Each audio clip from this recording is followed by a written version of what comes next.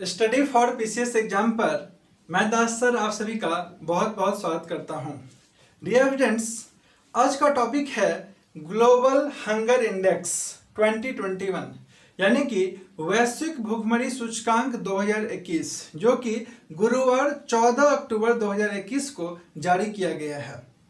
चूंकि आप सभी लोग जेपीएससी मेंस का एग्जाम लिख रहे हैं तो जेपीएससी मेंस के दृष्टिकोण से करंट अफेयर्स बहुत ज़्यादा इंपॉर्टेंट हो जाता है। बोलिए करंट अफेयर्स कैसे इंपॉर्टेंट होगा? ये तो इंपॉर्टेंट है पीटी के पॉइंट ऑफ व्यू से। तो डियर स्टूडेंट्स, पीटी के पॉइंट ऑफ व्यू से तो इंपॉर्टेंट है ही। अगर आप अभी बीपीएससी में बैठिएगा तो ये बहुत बार पूछ चुका है। ग्लोबल हंगर इंडेक्स में इंडिया का पोजीशन पूछता है, फर्स्ट पोजीशन पे कौन सा है, लास्ट पोजीशन पे कौन सा कंट्री है, ये पूछता है।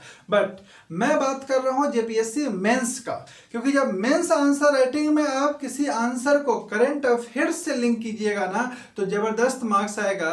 कैसे मार्क्स आएगा, क्या इफेक्ट पड़ता है, इसी के बारे में आज हम लोग बात करने जा रहे हैं। तो बात करने से पहले सबसे पहले आप ये समझिए कि ये ग्लोबल हंगर इंडेक्स वैश्विक भूखमरी सूचकांक है, इसको आप किस किस सेक्शन में लिंकअप कर सकते हैं। तो डियर स्टूडेंट्स, आपका जो इकोनॉमिक्स का सेक्शन है, आप लोग देख सकते हैं सिलेबस इकोनॉमिक्स का सेक्शन में यानी कि पेपर 5, ठीक है। पेपर 5 का ग्रुप बी में आ जाइए। ग्रुप बी में आपका एक टॉपिक है, आप लोग देख पा रहे हैं, खाद्य सुरक्षा और पोषण सुरक्षा। तो खाद्य सुरक्षा और पोषण सुरक्षा में आप डायरेक्ट लिंकअप कर सकते हैं और इससे बहुत ज़्यादा इंपॉर्टेंट क्वेश्चन नहीं बनता है। पिछले वर्ष 6 जेपीएससी में क्वेश्चन नहीं आया था, इस बार आने का चांस है, ठीक है। अब आप देखिए, इसके अलावा आप झारखंड के संदर्भ में जो इकोनॉमिक्स है ग्रुप डी है ना, झारखंड की अर्थव्यवस्था, लक्ष्य, मुद्दे, चुनौतियां, रणनीति, ये जो आपका ग्रुप डी है, इसमें आप देखिए इसका थर्ड वाला पार्ट, गरीबी की स्थिति, बेरोजगारी, खाद्य सुरक्षा, कुपोषण, इसका आंसर में आप जो है ना वैश्विक भूखमरी सूचकांक के डेटा को डायरेक्ट लिंकअप कर सकते हैं और इससे जबरदस्त बेनिफिट आपको मिलेगा। मार्क्स बहुत सॉलिड आता है, क्योंकि करंट अफेयर्स को लिंकअप करने से देखिए क्या बेनिफिट होगा, आपको एग्जांपल के हेल्प से समझाते हैं। मान लीजिए एक बच्चा अपने आंसर में कुछ इस टाइप से लिखता है कि भारत में भूख यानी कि खाद्य सुरक्षा की समस्या पश्चिमी देशों की तुलना में गंभीर है, यह समस्या दिन प्रतिदिन बढ़ते जा रही है। तो ये जो लाइन है ना, ये जो हम आपको लाइन बोले कि भारत में भूख यानी कि खाद्य सुरक्षा की समस्या पश्चिमी देशों की तुलना में गंभीर है, इससे क्या पता चल रहा है? क्या भारत में स्थिति गंभीर है, अभी क्या स्थिति है ना, पहले क्या स्थिति था, इससे कुछ प्रामाणिकता नहीं आ रहा है। बात आप समझ रहे हैं, है ना। इससे तथ्य जो आप बोल रहे हैं ना कि स्थिति गंभीर है, इसका पुष्टि नहीं हो रहा है, बस आप बोल दे रहे हैं, समझ गए ना। और दिन प्रतिदिन बढ़ती जा रही है, इसका क्या आंकड़ा है, क्या प्रमाण है कि आप बोल रहे हैं दिन प्रतिदिन बढ़ती जा रही है। तो ये एक आंसर देने का एक तरीका यह हो गया, जिसमें आप फैक्ट तो बोल रहे हैं, बात तो बता रहे हैं कि भाई ये हो रहा है, लेकिन इसका कोई प्रमाण नहीं है ना, ये ऑथेंटिक है कि नहीं है ना, अभी किस लेवल पे है, इसका भी कुछ चर्चा नहीं किया गया है इस आंसर में, समझ गए। वहीं पर एक दूसरा बच्चा है ना आंसर करेगा, उसने प्रामाणिकता के साथ आंसर करेगा तो उसको डेफिनेटली अच्छा मार्क्स आएगा और डेफिनेटली उसके आंसर का वेटेज जो है ना उस इंफॉर्मेशन के कारण बढ़ जाएगा। फॉर एग्जांपल आप समझिए, है ना, आपको हम क्या बताएं कि एक बच्चा लिख रहा है कि भारत में भूख यानी कि खाद्य सुरक्षा की समस्या पश्चिमी देशों की तुलना में गंभीर है, यह समस्या दिन प्रतिदिन बढ़ती जा रही है। एक टाइप का स्टूडेंट ये है जो इस टाइप का लिख रहा है, दूसरा टाइप का स्टूडेंट है जो इसी बात को, ठीक है, एक्सप्रेस कर रहा है कुछ प्रामाणिकता के साथ। जैसे देखिए वो बोलेगा कि वर्ल्ड हंगर हेल्प तथा कंसर्न वर्ल्ड वाइड द्वारा जारी वैश्विक भूखमरी सूचकांक यानी कि ग्लोबल हंगर इंडेक्स 2021 के रिपोर्ट के अनुसार भारत में भूख यानी कि हंगर की समस्या को गंभीर माना गया है। यह सूचकांक वैश्विक स्तर पर भूख की स्थिति को दर्शाता है, जिसमें भारत 116 देशों में 101वें स्थान पर या 101वें पायदान पर जगह मिली है, जिसमें भारत को 116 देशों में 101वें स्थान पर है। भूख के मामले में भारत की स्थिति बांग्लादेश, नेपाल, म्यांमार, पाकिस्तान आदि पड़ोसी देशों से भी गंभीर है, यानी कि खराब है। बात आप समझ रहे हैं। तो इस टाइप से एक बच्चा यहाँ पर जो अपने डेटा को रिप्रेजेंट कर रहा है, उसमें प्रमाण दे रहा है कि भाई हम जो अभी जो इंडेक्स आया है ना, इसके आधार पे बोल रहे हैं। एक बच्चा का आंसर से लग रहा है हवा में बोल रहा है। आप लोग बात समझ रहे हैं। तो यहाँ पर ना बहुत ज़्यादा जरूरी हो जाता है कि आप डेटा को सही ढंग से रिप्रेजेंट करें। तो इसी क्रम में आज हम लोग डिस्कस करने जा रहे हैं ग्लोबल हंगर इंडेक्स, यानी कि वैश्विक भुखमरी सूचकांक को, और इसका डेटा को आप डेफिनेटली कई जगह यूज कर सकते हैं। तो डियर स्टूडेंट्स, चलिए समझते हैं हम लोग वैश्विक भुखमरी सूचकांक 2021 का कौन कौन सा डेटा को हम लोग जेपीएससी मेंस एग्जाम में आसानी से यूज कर सकते हैं और जिससे हम लोगों का मार्क्स शानदार आएगा। डियर स्टूडेंट्स, अगर आप चैनल पे नए हैं तो सब्सक्राइब जरूर कीजिए और इसे अपने दोस्तों के बीच जरूर शेयर कीजिए, क्योंकि ये अपना चैनल बिल्कुल न्यू चैनल है और सभी स्टूडेंट्स तक ये वीडियो, ये क्लासेस पहुंचना चाहिए। चलिए स्टार्ट करते हैं हम लोग आज का टॉपिक। डियर स्टूडेंट्स, अब हम लोग समझते हैं वैश्विक भुखमरी सूचकांक को, ग्लोबल हंगर इंडेक्स को। आपको बता दें कि वैश्विक स्तर पर भूख की स्थिति को दर्शाने के लिए वैश्विक भुखमरी सूचकांक को जारी किया जाता है। और ये जो सूचकांक है ना, ये दो एजेंसी के द्वारा जारी किया जाता है। एक एजेंसी है आपका आयरलैंड का एजेंसी है कंसर्न वर्ल्ड वाइड, और दूसरा आपका संगठन है जर्मनी का जिसका नाम है वर्ल्ड हंगर हेल्प।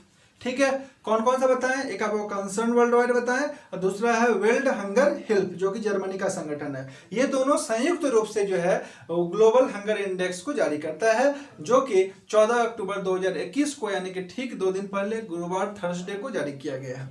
इस इंडेक्स में भारत का जो स्थान है ना, वो 116 देशों में 101वें स्थान पर भारत को जगह मिला है। आपको बता दें कि पिछले साल भारत का स्थान 94वां था, 94th था, और इस बार 101 हो गया है। यानी कि भारत का स्थिति दिन प्रतिदिन और खराब होते जा रहा है इस मामले में। क्लियर? चिंता का बात यह है कि टोटल 31 देश ऐसा शामिल किया गया है ना, जिसमें गंभीर भूख का स्थिति माना गया है, यानी भूख का सबसे जो समस्या है वो सबसे गंभीर माना गया है, उसमें भारत को भी शामिल किया गया है। आप लोग बात को समझिए, ठीक है। अब सबसे पहले ये समझिए कि इसमें लास्ट पायदान पे कौन सा है। तो लास्ट पायदान पे आपका है सोमालिया, ठीक है, 116वें पायदान पे। भारत का स्थान 101 है। अब भारत से जो नीचे है, यानी 102वां पोजीशन पे, वो है पापुआ न्यू गिनी। 103 पोजीशन पे अफगानिस्तान है, नाइजीरिया है संयुक्त रूप से, और 105 पोजीशन पे कांगो है। ये सब ऐसा देश है ना जिसका भारत से तुलना नहीं किया जा सकता है। आप लोग समझ रहे हैं, इसके कैटेगरी में भारत अभी आके खड़ा हो गया। अब भारत को कहाँ एक विकसित देश के रूप में देखना चाह रहे हैं। भारत की अर्थव्यवस्था को 5 बिलियन ट्रिलियन डॉलर में आप आंकड़ा देख रहे हैं, है ना। लेकिन भारत का स्थिति इस रिपोर्ट के अनुसार कितना खराब है आप लोग समझ पा रहे होंगे, ठीक है। तो अब इसको ना एक सिस्टमेटिक वे में इस डेटा को आप यूज कर सकते हैं। इसके अलावा आपको बता दें कि जो विकसित देश के क्रम में है कुछ देश, है ना, उन लोगों का स्कोर क्या रहा है इसमें। आपको बता दें कि जो आपका ब्राजील है, चीन है, समझ गए ना, इसके अलावा चिली हो गया, क्यूबा हो गया, समझ गए ना, बेलारूस हो गया। मतलब ऐसे कंट्री जो जिनका भारत से कोई कंपैरिजन नहीं किया सकता। ब्राजील, चीन को आप छोड़ दीजिए, तो ये जो आपका बेलारूस है, चिली है, क्यूबा है, समझ गए ना, ये कुल 18 ऐसा देश है जिनको 5 से कम स्कोर दिया गया है। यानी कि उनमें भूख की स्थिति जो है, हंगर की स्थिति बिल्कुल नहीं के बराबर है। समझ गए? 18 ऐसा देश है जिनका स्कोर क्या है, 5 से कम है। क्लियर? अब आपको बता दें थोड़ा सा एक संक्षिप्त रूप में कि इस इंडेक्स में जो देश हैं, ठीक है ना, इनका स्थिति इंडिकेटर, इनका स्थिति दर्शाने के लिए हम लोग इंडिकेटर का प्रयोग करते हैं। और ये जो इंडिकेटर है ना, वो 0 से लेकर के 100 के बीच, ठीक है, स्कोर दिया जाता है, ही इंडिकेटर होता है। 0 का मतलब इसमें होता है कि मतलब बिल्कुल शून्य भूख है, यानी कि हंगर जो है बिल्कुल नहीं के बराबर नहीं है, और 100 का मतलब होता है अत्यंत गंभीर स्थिति। समझ गए। और जो सोमालिया का रैंक है वो है, स्कोर है वो 50.8 है, यानी कि वो बहुत ही खराब स्थिति में अभी है। ठीक है, अब आप समझिए यहाँ पर कि इसको आप कुपोषण से, खाद्य सुरक्षा से कहाँ कहाँ और लिंक कर सकते हैं। आप याद रखिएगा ग्लोबल हंगर इंडेक्स यानी कि वैश्विक भूखमरी सूचकांक को निकालने के लिए है ना, इसका 4 आधार है, यानी कि 4 मापक होता है।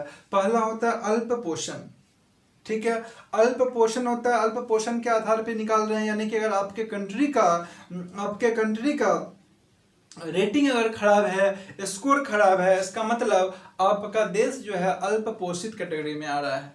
दूसरा है चाइल्ड स्टंटिंग, चाइल्ड स्टंटिंग इसका दूसरा आधार है। चाइल्ड स्टंटिंग का मतलब क्या होता है, आप लोग ध्यान से समझिएगा।